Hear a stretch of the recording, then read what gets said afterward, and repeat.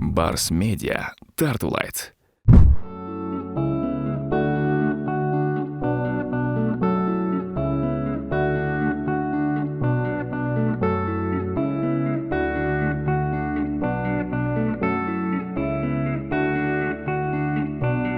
Бұл жерде бізге екіге бөлінеді. Жарымы общий режим деп қояды, жарымы лечебный, дарыланушы бөлімі деп айтады.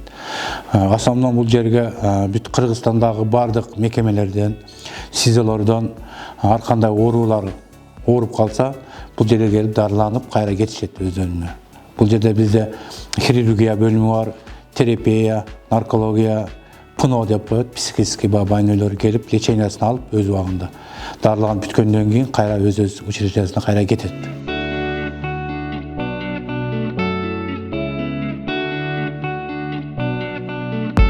Бұл жерде начальник болып іштегеніме апрель айынан баштап іштеп жатам.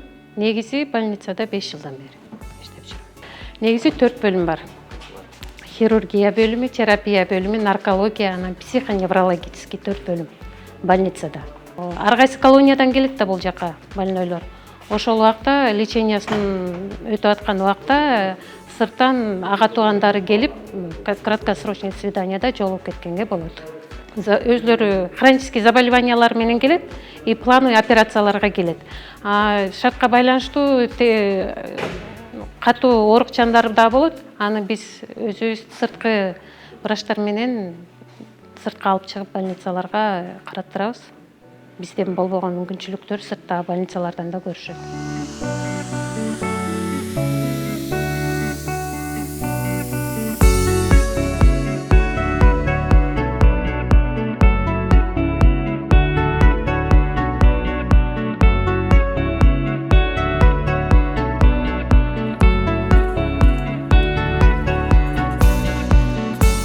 Номер 47 мекемесинин дини жана экстремизм жана терроризм менен соттолгондор жатат бул жерде. Обочолонгон аймакта өсөтүлөт мекемеде. Андан тышкары бул жерге колониялардан ушул ооругандар да келет. Ооруган соттолгондор да ушул жерде дарыланып ушул мекемеде анан кайра өз мекемелерине кайра кетишет этап менен. Эшке сейилдеген жерлер атайын условиялары мынакей түзүлгөн. Бул жерде карасаңар ар биринин бул жерде камера бар, прогулочный двор деп коет. Көзөмөлдү үстүнөн жүргүзөт. Көзөмөлдөчү. Ар бери басып ушул жерде жүргүзүшөт. Мына ар бир эмеде. Ар бирине турник орнотулган бул жерге. Теннисный стол болот. Теннисный столдо коюп беребиз. Баскетбольный топ ургутушат, ойношот. Ушул кольцолору бар деген экен. Кольцо. Жакшы мүнөздөлүп, жакшы эметкен балдарды ушул бөлүштүрүп чыгарып турат бул теннисный столго да эмелерге да. Көзөмөлдү ушу через монитор аркылуу кылышат баардык ушул жерден отуруп. Ар бир камераны, ар бир эмени жазылып көргөзүп турат. Дары-дармек келип ооруп бирдеме болуп атат болсо, ары монитор кнопкалар бар, вызов кылат, чалат. Бул жерден эмне болду деп ачык сураганга мүмкүнчүлүк түзүлөт, сүйлөшкөнгө. Азыркы убакта бизде бир 100ге жакын адам иштейт. Көрсөңүздөр могу песка блок чыгарып атабыз, брусчатка чыгарып атабыз, сварочный иш жумуштары жүрүп атат, мебельный цех.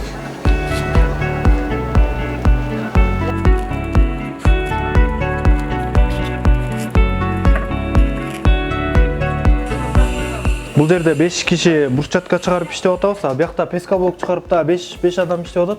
Ушу 47 мекеменин жетекчилиги ушуларды алып келип берди. Биз бош жатпай ушу жерде иштеп, ушуларды үйрөнүп жатабыз. Сапаты болсо жакшы, сапатын жакшы карашып атышат. Июль айында баштаганбыз, ошондон бери ушул күнгө чейин чыгарып келатабыз. Күнүгө иштейбиз. Бир уштугу 1 килограмм 700 2 килограммга жакын болуп атат да. Күнүгө 50-60 квадрат метр чыгарып атабыз. Күндүн сууктаганына байланыштуу бул комтаны жасап ушул жерге киргизип, буга ысыктык керек экен, муну чыгарыш үчүн. Мен 104-статьянын негизинде 10 жылга эркин менен ажыратылгам. Канча жыл өтөдүңүз? 2 жыл. Чыккандан кийин Кудай буйрса ушул экини өздөштүрүп кетсем дейм, айыл элине жакшы экен. Айыл элин ушундай брусчатка менен камсыздап, песка блок менен жана башка нерселерди да үйрөнүп атабыз. Тиякта жыгачтан мебель жасап атабыз. Ушуларды бияктан баарысын үйрөнүп, Кудай буйрса түзөтүү мекемесине рахмат, ушулардын баарын жасап бергендерине.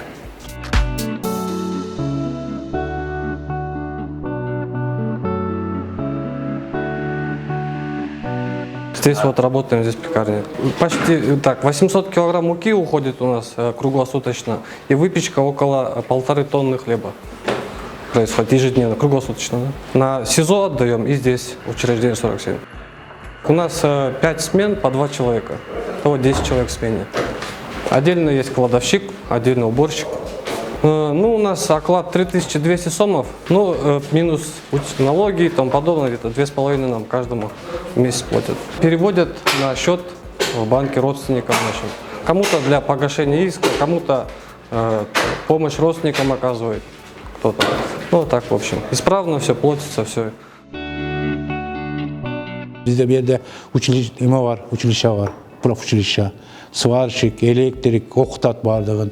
Диплому кадимкидей министр образования чыккандан кийин жарайт. Тигүүчүгө бар, биякта бардыгын окутуп, үйрөтүп. Азыркы убакта бир 100дөн ашык соттолгондор окуйт.